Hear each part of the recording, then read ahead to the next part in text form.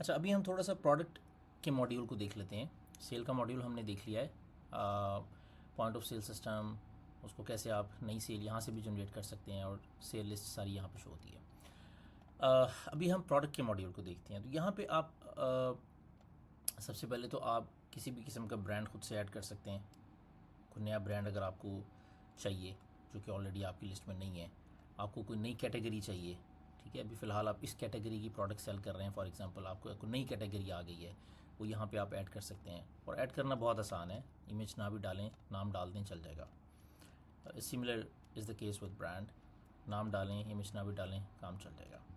और यूनिट है, for example ये भी पर पीस यूनिट डला हुआ है। लेट्स से आप कल को डालते हैं यार मुझे पर लीटर मोबाइल ऑयल सेल करना है फॉर एग्जांपल, या कुछ और यूनिट डालना है उसका, तो ये यूनिट ऑफ मेजरमेंट है, या आप यहाँ से ये भी डाल सकते हैं। तो ये भी फ्लेक्सिबिलिटी आपके पास है।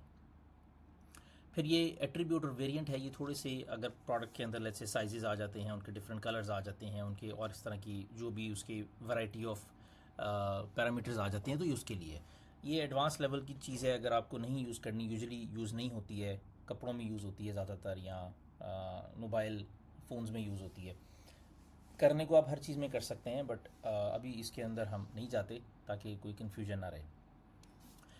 फिर प्रोडक्ट लिस्ट के अंदर आप आएंगे तो यहाँ से आप फ़िल्टर भी कर सकते हैं कि अच्छा लेटेस्ट प्रोडक्ट कौन सी है, ओल्डेस्ट प्रोडक्ट कौन सी है, ठीक है, और आपकी सारी प्रोडक्ट्स यहाँ शो होंगी।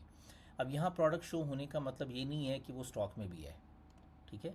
स्टॉक में डालने के लिए आपको उसको वहाँ से डालना होगा ऐड स्टॉक से, ठीक हो गया।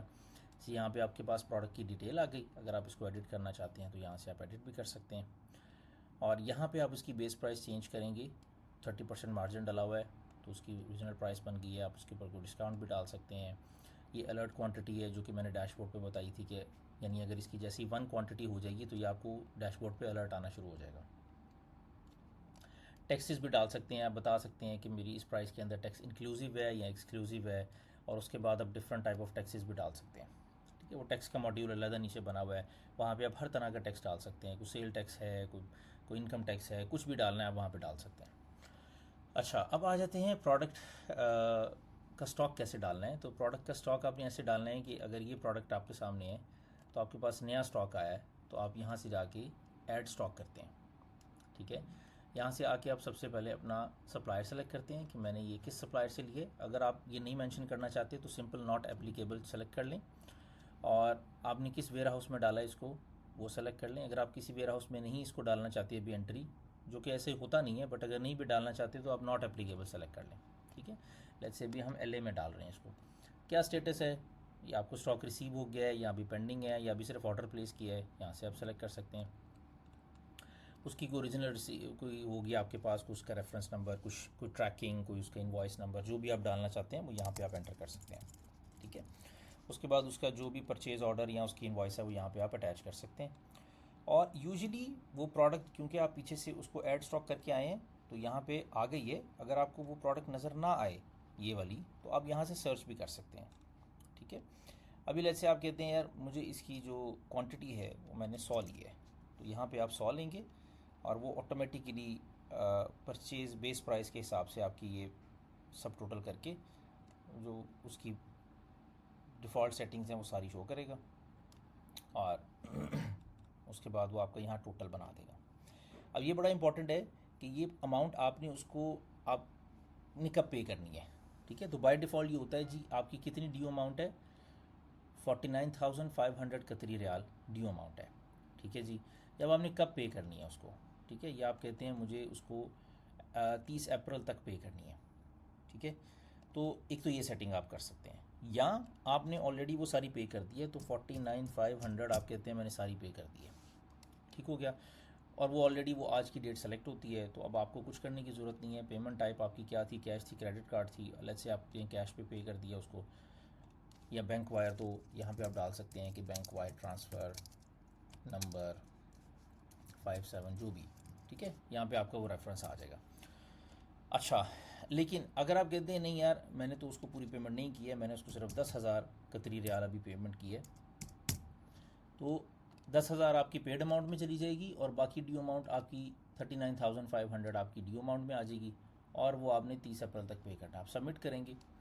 सबमिट करने के बाद जो टोटल परचेज़ आज की परचेज़ के अंदर 10,000 आ जाएगा और टुडे बैलेंस भी आएगा, यहाँ पर आपको स्टैट शो होगा जब आप वो डालेंगे। तो यहाँ पे फिर वो आपके पास आपको बाकी का 39,500 दिखाएगा।